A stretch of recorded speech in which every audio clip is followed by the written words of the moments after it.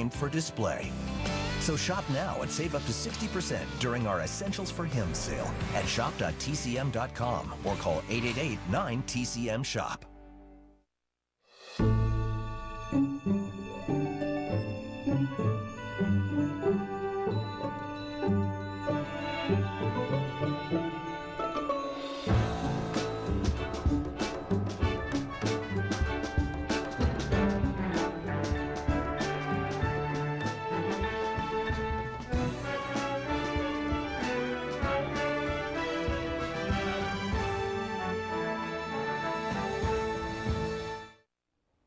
Hi, I'm Robert Osborne.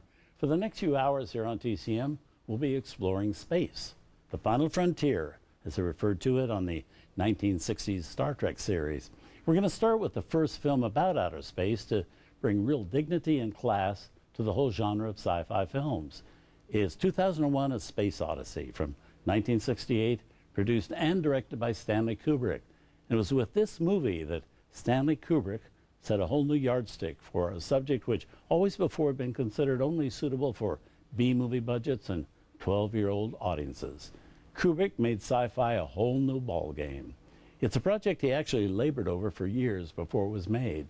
He wrote the screenplay with the celebrated sci-fi author Arthur C. Clarke, basing it on several short stories written by Clarke. The film itself was in production for 3 years, most of that time spent perfecting all sorts of special effects, which had never been attempted before on screen. One thing Kubrick particularly wanted to accomplish with this film was realism. He insisted everything be as scientifically accurate as possible. It was with that in mind that he hired several members of NASA as technical advisors. Now, the plot itself involves 2 astronauts on a manned space mission to the moons of Jupiter, during the course of which everything goes terribly wrong and mysteriously wrong.